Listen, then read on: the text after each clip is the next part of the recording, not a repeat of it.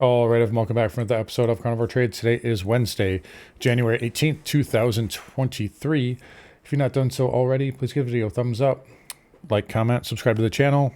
Come find me on carnivoretrades.com for swing trading alerts and analysis. Anyways, looks like we have a potential cycle trigger here. So something I kind of alluded to you guys over the last month. Obviously, members have been a little bit more clued in. But essentially what I've been saying is I'm looking for the market to trade up really into OPEX week here, middle of OPEX week. And at that point, we got to be on guard for a reversal here. And until then, we haven't really, until today rather, we haven't really had a sell signal. I've been kind of adamant about that. This market can still hold up. Today we have a sell signal, and it's on a cycle date. So that's kind of what I'm going to go with here. I think we are back to sell the rip mode now.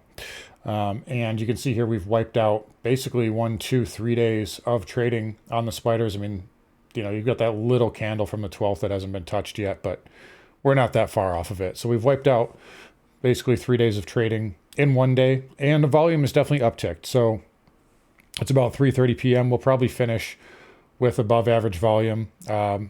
Yeah, when it's all said and done, I'm sure here. But a pretty good reversal on our hands. Now, it is OPEX week, so we got to remember a few things here. I expect tomorrow will probably be, given the fact that we haven't bounced yet, and we had the beige book from the Fed today. It was basically a nothing burger. And I said, if we're not going to bounce there and get back above this 20 moving average here on the 10-minute, by that 2 p.m. ish time frame, we're probably going to just stay soft into the close, and that's what's happened here. So I think we'll probably see some more downside tomorrow. Remember, there's a lot of velocity behind this move, and we were a little bit overbought going into that. I mean, the bulls were getting away with whatever they wanted really for the last 2 weeks essentially. So there's a little bit of juice to the downside if you ask me. But I still think we'll see a 390 test for sure. Maybe not tomorrow, but probably likely. And then the 50 moving average is very close. So you can see right there. But I do think that holds, at least for tomorrow. It is OPEX week. So again, remember, there's going to be game playing. Wouldn't surprise me if we're down tomorrow morning, then we close up. Then maybe we close right at 395 tomorrow. Maybe we close at 390. There's something of that nature. I don't expect a ton of downside right now is what I'm trying to say. And again, if we take a look at some other indicators here, that semiconductors, you guys know it's my favorite. It's only down 18 basis points. Now, again, this still went into a pretty good, resistance area. But comparatively, it's really not down that much. And I prefer to see the semis, leading either to the upside or the downside. And that has not been the case. On the other hand, the transports, that is a really good reversal there on the transports. So that blew through this upper trend line here. And again, we remember we had that sell signal on it a few weeks ago with that failed inside bar. And I said, it doesn't mean it can't trade up here in the near term, but we're expecting lower highs or, a rollover of some sort. And we do have a lower high there in play. We did make slight higher highs technically, but, as far as these two pivots, we did not take out the master pivot though. And pretty good sell there. Take a look at United. So they reported yesterday. Look at that reversal there. Big move to the downside on United with heavy volume. So I personally, I don't know what their CEO is thinking. Basically, he guided up yesterday saying they're like, oh yeah, next quarter is going to be great. And everybody with half a brain knows that a recession is coming. So I don't know why you would do that here, but look at the distribution right into double top. Right above that, there's another pivot. Really good sell zone here. And an obvious short squeeze. I mean, anytime you gap up that much after an already extended move, you're likely, playing with fire anyway. So lots of distribution there on United. You see the Jets, which full disclosure, I am short, by the way, and the money on that. We added to that this morning. And by the way, speaking of our positions, just sold Tesla, second half of that for a gain, Zoom 8.6%. And then we dumped Rivian here, which is our last kind of January effect play, for a fractional loss. But this came, and we added to our short positions this morning, really around the same time that we dumped those longs, right before that sell-off. And I'm not going to pretend to take credit for it and say like, oh, I knew this was coming. I mean, I was expecting risk to be into the market pretty, closely here, time-wise. I didn't expect us to dump this hard. But either way, it was a really nice day for us here. And, really just positioned ourselves very well so far this year, and really all of last year. But anyways, back over to so I was talking about the jets here. Yeah, so pretty good reversal there in the transports. So again, back below that 14.5 area and back below this trend line looks like a possible failed breakout there for DJT. But ultimately what I was trying to get at is there's a few things that are not, I mean, this is a reversal day, no matter how you slice it or dice it, but I still think there's a good chance we can hold up at least into the end of the week. And I'm saying this as somebody who's as a short bias, just so everybody's aware. Nice little dump here into the 3:30 time frame, by the way. So spiders dipping lower. We'll see if we can take out, I'm probably not going to be able to get you all the way into the close today, but we'll see if we can take out this. Looks like we already have. So 392.42. Yeah, we've taken that out. So now we have wiped out 3 days trading. This might want the 50 moving average here. We got a 30 minutes. I mean, it's only 75 cents away, so we can take a look at that afterward. But yeah, nice dump on the spiders, nice reversal, and it looks like those bears finally showed up at that trend line. Maybe we just had to fill that gap. That's really maybe all it took. We filled that gap yesterday. And yeah, pretty good sell-off. I did mention this earlier too. If we look at the hourly, pretty good rising wedge pattern. I'll zoom out for you a little bit so you can see it right there. Nice breakdown, decisive breakdown here. I thought there was a chance we could get up to 402 to really kind of like one last gasp move for the bulls. There's also, if you take a fib here, you can just see a nice 7.5 retrace right in that 401.50, 402 area. So that was kind of targeting that area potentially. But obviously I moved out of my longs today. I just did not want to chance it for another $2 on the spiders. And obviously that ended up being a good decision here. But nice dump here on the spiders. Let's take a look at the Qs. So Q's still holding up a little bit better than the SPY, only down 1.1%. So again, a little bit of a kind of minor bullish thing here, at least for maybe the next couple of days. Ultimately, I don't think it matters. We went into the, speaking of fibs, we went right into the 618 yesterday and then again tested it today and it got rejected here. So again, this is a pretty clear-cut reversal, an engulfing reversal on the triple Qs there. Take a look at the Russell as well. Engulfing reversal there. Rejected hard at that 188 level. So that has got some momentum to the downside as well.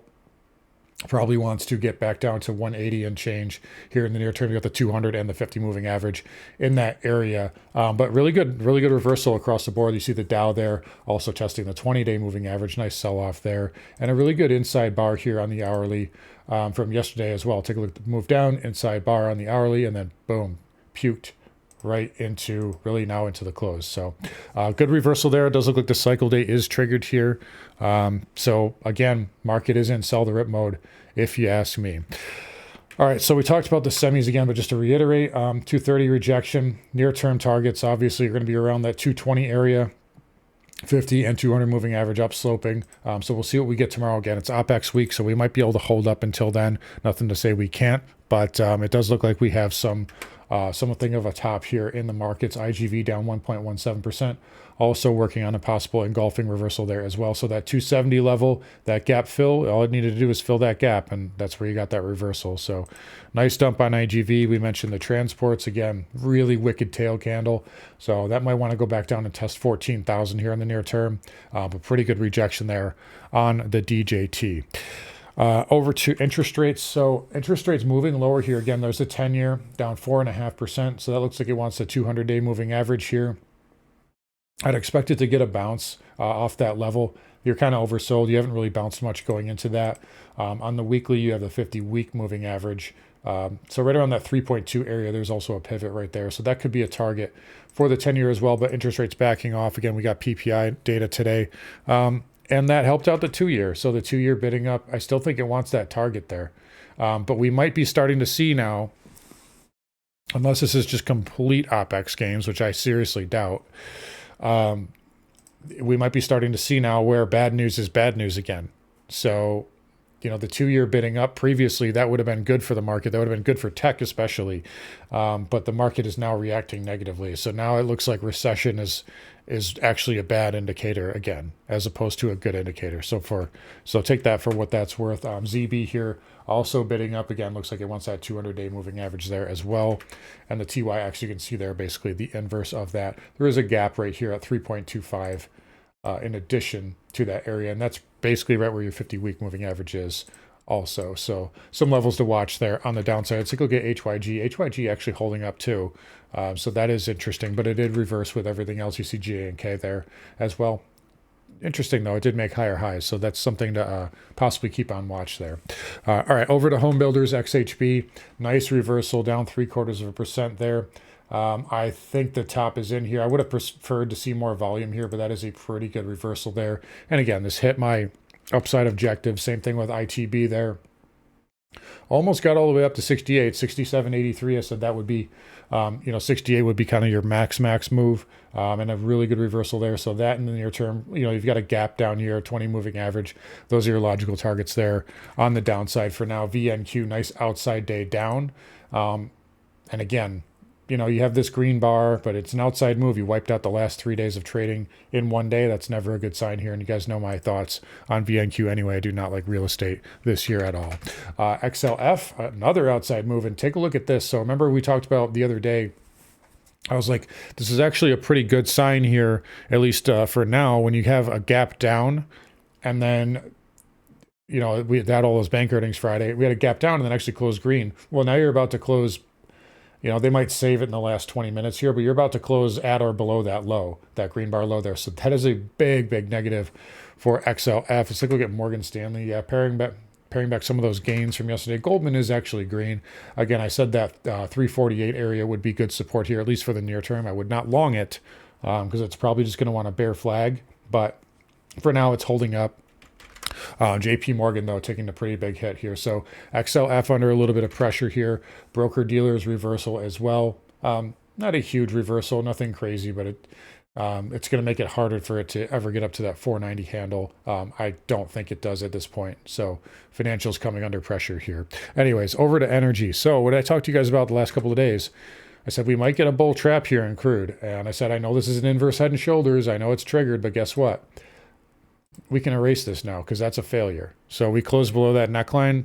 The way that I do things, my methodology, that's a failed pattern now. And why? Well, the inside bar on the weekly. So weekly time frame more dominant. We went up there, touched the 20 MA inside of this red bar. So this is still in play for a move to the downside. So be careful with crude here. I think a lot of bulls got trapped thinking this was going to be a breakout. Nice reversal there on the daily. We'll see. It probably wants to go down. I don't know. We'll say 77.25 would be kind of a short term, like immediate short term. And then you'll have another pivot around 76.50. Ultimately, though, if that inside bar on the weekly plays out, this is going to go much lower, probably into the 60s. So just be aware of that. XLE under pressure as well. It was up earlier. And again, another thing I said the last couple of days, it probably wants to go test that red bar high, 91.50. 91.56, the actual high. What was the high of today? 91.57. So went right up into that red bar high and pretty good rejection there. Down 1.7% on the day. Still technically holding trend. It's above the 50, 20, 100, and 200 currently on the daily time frame. But a nice reversal there. And I think I would be careful with energy here. I've basically said that for a while here. It's holding up better, but I still think it needs to go through a more steep correction mode. And then XOP, tried to get outside of this range yesterday, closed back inside of it, tried again today. Again, rejection at that 20-week moving average. Big red inside bar here, so be careful with XOP here as well. And then OIH finally had a red day, down 3.6%. Huge reversal here, taking out, again, the last 3 days of trading with a monster reversal there today with some pretty good volume uptick there. So some distribution possibly. This will want to go to 305 here in the near term. That would be your best level there. There's also a gap, 20 and 50 moving average in that area as well. Nat gas, I'm looking for watching this possible falling wedge here. It is cracking slight below that currently. Again, it looks like to me that this is being purposefully held down. I don't know by who or what or why, but this type of trading does not look fundamental driven to me. So either way, I still think nat gas, again, ton of support in this area. So again, if we go back, so right in this area, look at all the energy it took to get through that area. And this area was never back tested, to be fair. So that's probably why we're having to go into that area. But again, still a ton of weekly support here. And I do like, I favor the upside here. I wouldn't want to be short down here, or opening a short rather. So either way, nat gas under pressure here. we'll see what that one does over the next couple of days. Dollar index has bottomed, if you ask me. So I think the dollar bottom is in now. We did hit 101.50. I said a pierce of 102 would be likely. That has happened. We got a nice reversal here. Okay, maybe it trades down a little bit. There, I can't rule that out here, but I think this is, it has bottomed, or it is in the process of bottoming, excuse me. But I like the dollar here. I do not like the euro or the yen. The yen might have a little bit more upside, but that's about it here. I do like the dollar here, which means I'm not a huge fan of gold right now. So pretty good follow through to the downside on gold. Again, overnight we got that news. BOJ is going to leave the band where it was. Gold got a bid. It reversed very sharply, and now it's back near the lows here. I would not go long gold. I know a lot of people are saying, oh, new bull market in gold. It's not happening right now. It may happen later this year, but I don't think we're quite there yet. We do have, besides, this is way overbought anyway. So I wouldn't even bother. I mean, why would you want to go long at this trend line? This is not an area you want to go long anyways. You guys know my thoughts on this, so I don't need to explain it further. Silver, same kind of deal here. Pretty good rejection. Let's take a look here. Let's draw this line in again. I mean, we could probably... It's kind of a sloppy line now. I don't even know if it's that good, but you can see we're below it, and it looks like we're decisively below it again, diverging lower highs here versus gold, which is making higher highs, so that is weak. Platinum also in backing and filling mode. Look where it stopped today, though. Right at that old trend line, that old wedge trend line. X marks the spot in this area, 50 moving average. So platinum holding up. I still think it needs to do more backing and filling, though. And then copper, you know, it got a little ahead of itself yesterday and today. Look at this move on copper. Bam, huge move, and then ton of distribution there. That does look like it wants to go lower there. Bear flag there, intraday. Nice reversal on copper. That is topped out for the meantime. Again, it needs to go back and test 4, maybe 395. So big reversal there in spot copper, but a nice move, and we'll respect it for now. Lastly, over to Bitcoin. So let's take a look here. So Bitcoin actually holding up relatively well compared to most things. I don't know if this is OPEX related or what. And maybe it's another kind of sign here that, you know, again, like I said, the semiconductor is actually holding up reasonably well. So we might be able to hold up certain things, maybe able to hold up into OPEX week, but nice power move there on Bitcoin, and it's holding the highs. Like, you're not seeing a huge outside move, and it's nicely off the lows. So technically right now, there's nothing wrong with this pattern.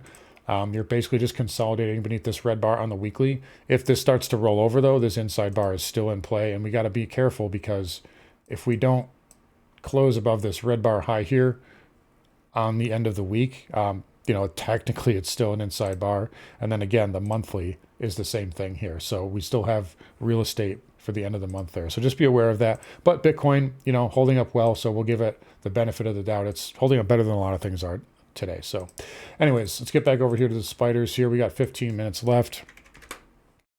Looks like markets are, yes, look at that. So we did test that 50 moving average, or well, basically 391, let me see, 391.44. The low is 391.71. So we basically tested it here. We might get a bounce into the close. I mean, they might, you know, prop it up just a little bit here. But either way, you slice or dice it. Cycle date triggered here. I am expecting the market to be in sell the rip mode now. So take that however you want to. In any case, I'm going to wrap it up here. You guys come find me on carnivoretrades.com. Take care. I'll talk to you guys all tomorrow.